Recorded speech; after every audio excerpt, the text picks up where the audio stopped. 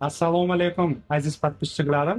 Aytganimdek, taniqli insonlar bilan, bloger insonlar bilan, ilm xodimi insonlar bilan intervyu olib borib, qo'yib boraman deganman. Bugungi kunda Instagramda, YouTube'da, Facebook'da va TikTok'da o'zini kanallarini yuritib boradi. Bu Behzod Mamajonov. Behzodjon, assalomu alaykum. Assalomu alaykum. Kelganingizdan rahmat. Rahmat aka. Ko'p vaqtingizni olmayman. Aytingchi, shu blogerlik sohasiga kirib kelganingizda, shu blogerlik sohasida shug'ullanib kelayotganingizda shu bloger bo'laman deb o'ylaganmisiz? Boshda o'ylamaganman, lekin harakat qildim. O'qib o'rganib shunaqasidan tushdim. Nima sabab bo'lgan bloger bo'lishingizga? Sabab menda ko'proq qiziqish bo'lgan. Jamshid Ismat degan bir ustozimiz bo'ladi YouTube'da. Bir inson bilan biz birga ishlaganmiz. U odam video qilgan paytda qiziqib ko'rib shu bilan qiziqib qolganman. Chunki o'zimda ham bor edi oldin narsalar. Ha, demak o'ylab yurgansiz, bloger bo'laman. Yo, bloger bo'laman deb o'ylamaganman, lekin men ichimda qiziqish bo'lgan. O'sha kundan ham suratga olib, video olib bir narsa qilib yurardim. Jurnalistika sohasida qiziqish bo'lganda. Qiziqish bo'lgan. Oilangizda birortasi jurnalist? Yo'q, hech kim unaqa emas. Qarang, mana inson muvaffaqiyatli bo'lish uchun kimdir primer bo'ladi-da. Sizda shunaqa inson bormi? Menda YouTube'da shu Jamshid Ismatov, Instagramda esa Ilhom bloger. Shularga qiziqib qarab, o'zimga kerakli ma'lumotni olganman. Asosan shu insonlarga qarab turib, blogerlik sohasiga kirib borgansiz. Shunday. Demak, o'sha qiyinchiliklari boshqasini o'rganib borgansiz. Blogerlikda qiyinchilik ko'p, chunki bepul qolib ketasiz, reklama chiqmaydi, ishingiz yurmay qoladi, biror bir narsani chiqarasiz, odamlar ishonmaydi. Chunki men surgutga borib, gражданство olib, bepul hamma narsani ko'rsatib berganman, odamlar ishonmagan. Ishonmasa, asr vaqt YouTube kanaliga kirsa, 2024-yilda men qanday qilib bepul gражданство olish hammasini qo'yib borganman. Demak, boshida hamma narsani bepul, shunday reklamasiz boshlagansiz. Mana shu bugungi kunga kelib turib, hayotingiz tarzini o'zgartirib olgansiz. O'zgargan.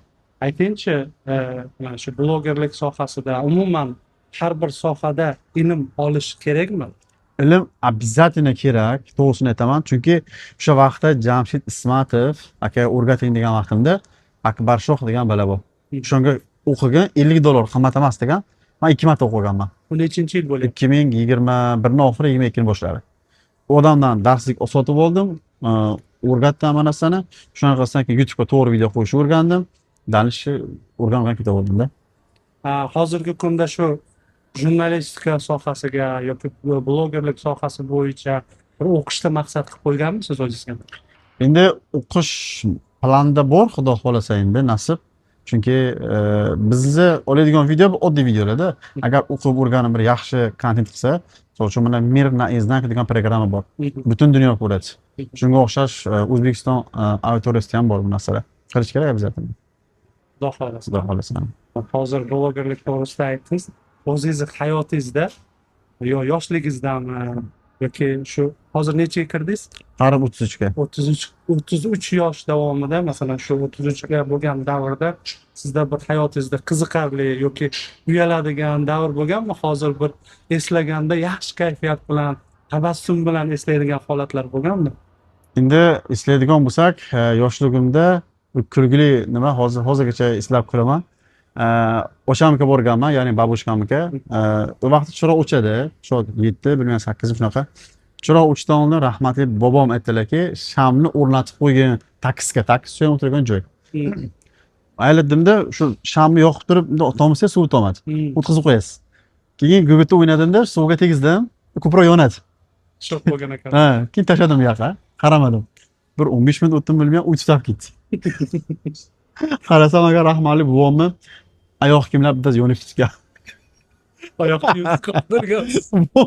Buvom suv kuytilak kiyim qilganman, bilmayman dedim. Men qilganim yo'q.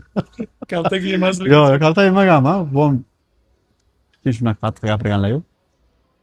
Isbot olmagan. Men qilmagan turib olgandim men. Keyin ham aytmagansiz. Yo'q, endi aytaman. Hozir tiriklarmi? Rahmatli o'tib ketgan buvom. O'tib ketgan. Joylari jannatda bo'lsin. Iloyim. Aziz do'stlar, kanalimizni kuzatib boring.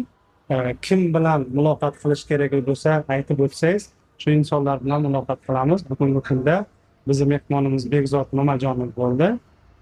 O'zingiz tilaklaringizni ayting. Sog' bo'ling, omon bo'ling. Samlarni Rossiyaga keldimi, kim bo'lsa ham halol mehnat qilsa, yuksalib ketaveradi. Kimki biron kim allasa yo bir nima qilsa, faqat pastga qarab tushib boradi, lekin tepaga qarab ketib qolmaydi. Shu. Rahmat.